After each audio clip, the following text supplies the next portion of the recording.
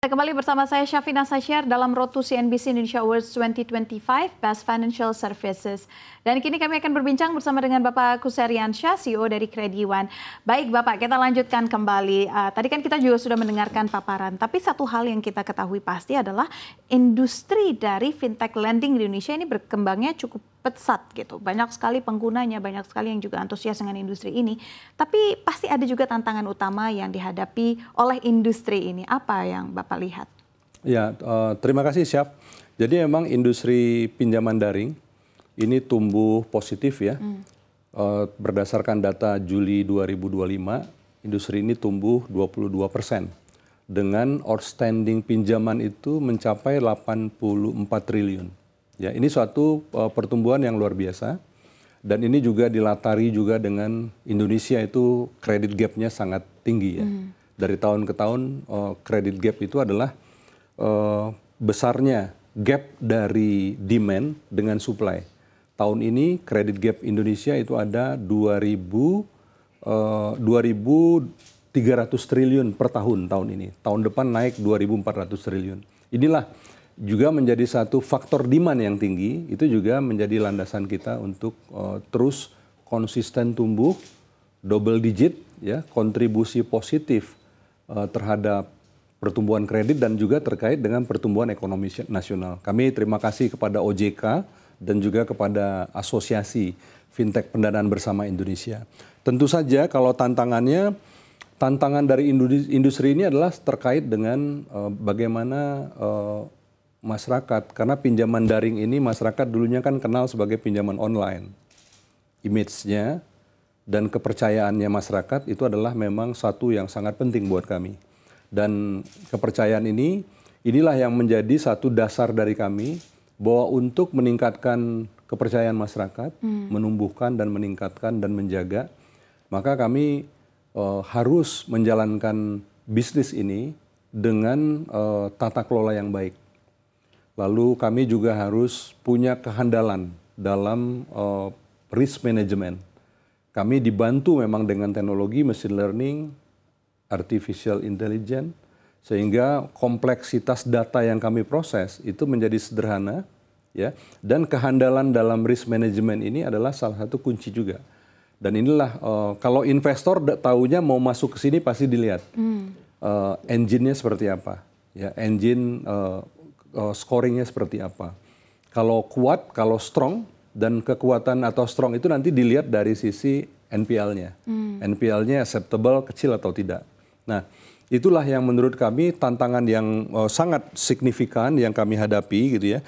Dan kami berharap bahwa Krediwan dan juga industri ini bagi kami bukan hanya tumbuh cepat, tapi gimana tumbuhnya benar, ya. Kemudian dan tidak hanya masyarakat terakses dengan kami dengan mudah, tapi juga masyarakat bisa menggunakan akses pinjaman ini untuk keperluan produktif mereka.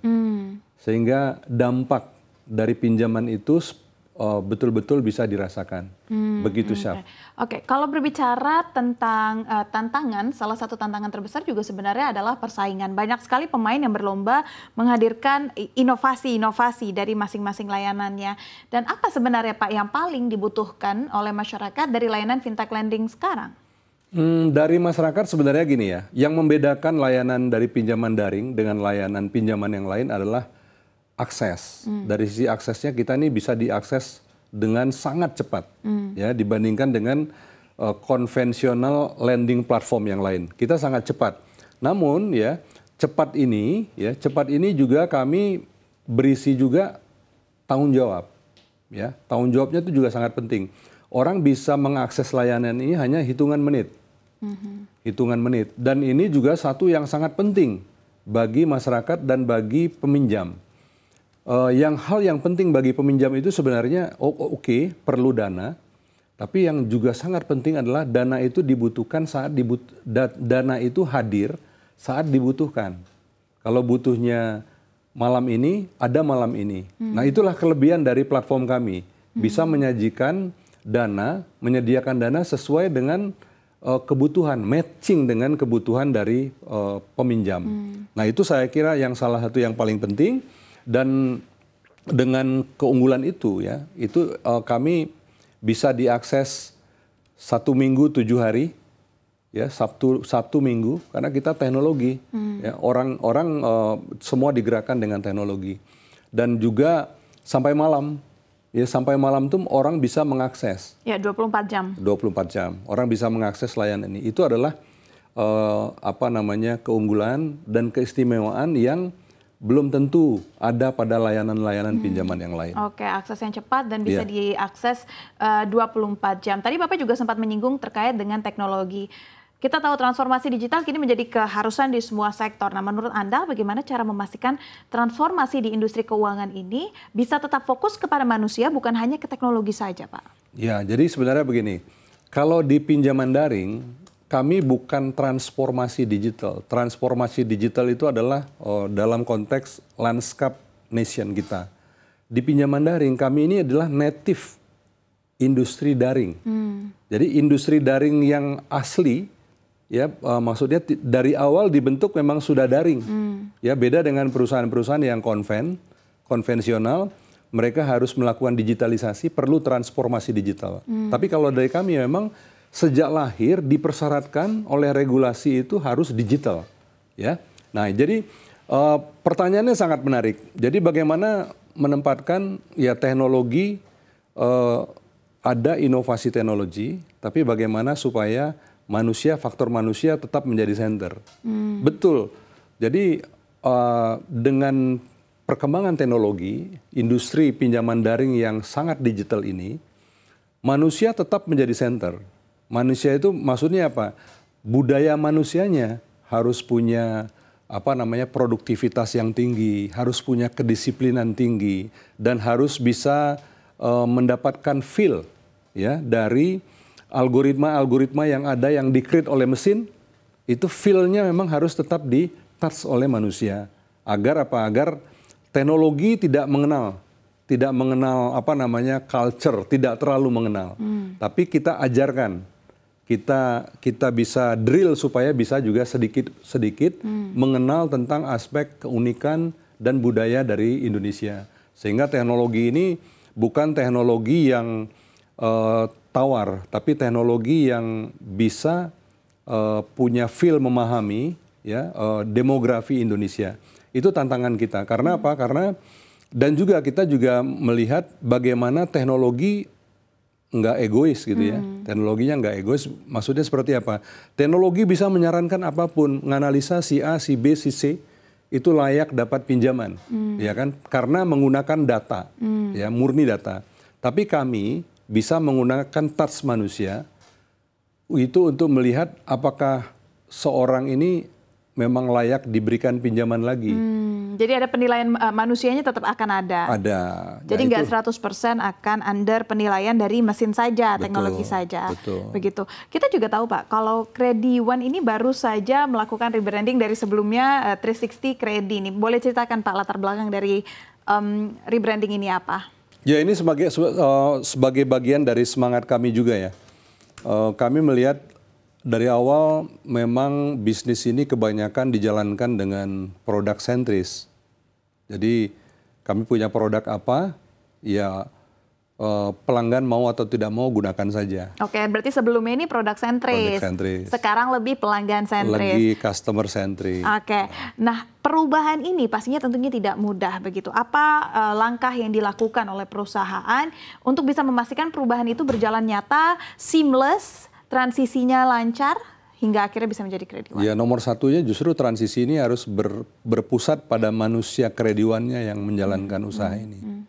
Kami harus kita punya mental, ya seluruh tim di Kredi1 itu harus punya sikap be good, be better, selalu mau ada improvement, ya kan, dan lakukan yang terbaik.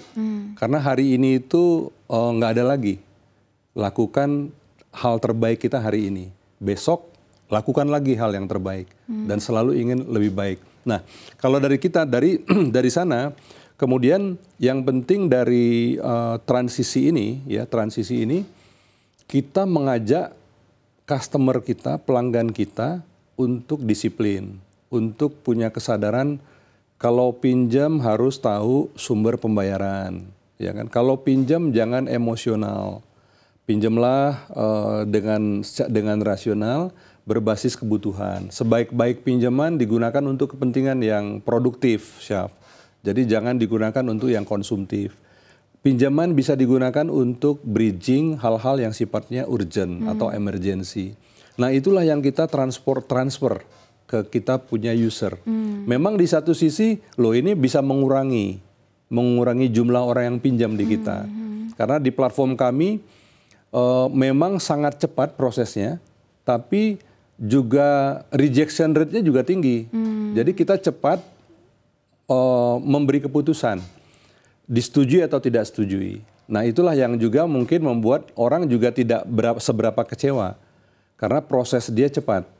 Saya pinjam 2 juta, disetujui, tidak disetujui, in minutes sudah dapat. Nah ini juga satu yang sangat penting. Jadi faktor dari transisi ataupun kemudian rebranding ini, yang paling penting adalah terkait dengan customer centric ini. Yang terbaik adalah, yang menjadi tekanan kami adalah adanya kesamaan mentality dari kita punya tim karyawan, itu bagaimana melihat dan ingin membawa kita punya pelanggan itu juga punya sikap mental dan pengetahuan yang positif. Di Indonesia itu isunya ada, kita ini punya gap dari indeks inklusi dengan indeks literasi itu cukup besar. Gapnya jauh. Ya, indeks inklusi kita kurang lebih 80 sekian persen, indeks literasinya sekitar 60-an%. Jadi ada 14-15% gap literasi. Nah gap inilah yang menjadi concern kami. Kami akan terus-menerus untuk melakukan terus edukasi, masuk ke kampus, komunitas, ya, dan juga bekerja sama juga dengan media untuk memperkecil gap ini. Karena gap ini ada resikonya. Karena gap yang tinggi, maka banyak masyarakat, anak muda kita yang lalu terperangkap dalam pinjol ilegal. Iya, betul. Ya kan? Mereka dengan mudahnya kalau dikasih link, diakses langsung terakses. Baik, baik. Kalau kita berbicara ke depan, Pak, seperti apa sebenarnya peta jalan dari Krediwan untuk terus berkembang di industri fintech yang semakin kompetitif dan juga dinamis ini? Nah, balik lagi tadi memang kami melihat bahwa di dunia, di bisnis kita harus selalu ada inovasi. Kami memberi ruang yang besar kepada seluruh karyawan kami, tim kami untuk melakukan inisiatif-inisiatif inovasi. Nah kemudian dengan inovasi ini kami berharap bahwa inovasi ini bukan inovasi di ruang hampa, tapi inovasi di landscape sosial budaya ekonomi Indonesia. Jadi kita ingin Krediwan ini menjadi pilihan dari masyarakat karena memang kita menjadi salah satu platform yang sangat mengerti tentang bagaimana fase-fase kehidupan masyarakat di Indonesia. Ada orang lahir, ya kan, perlu kebutuhan untuk ke dokter. Ada kemudian mau masuk masa sekolah, perlu biaya sekolah. Nah ini kita sangat berusaha untuk terus memahami dari siklus ataupun milestone tumbuh berkembangnya masyarakat Indonesia, dan kami ingin menjadi bagian yang menjadi solusi dari berbagai fase kehidupan masyarakat di Indonesia. Oke, baik, kalau gitu terima kasih banyak kami ucapkan pada CEO dari Krediwan, Bapak Kuseriansyah, yang sudah berdiskusi bersama kami. Sekali lagi selamat atas penghargaan yang telah diterima, Bapak. Terima kasih. Sehat dan sukses selalu juga untuk Krediwan. Terima kasih.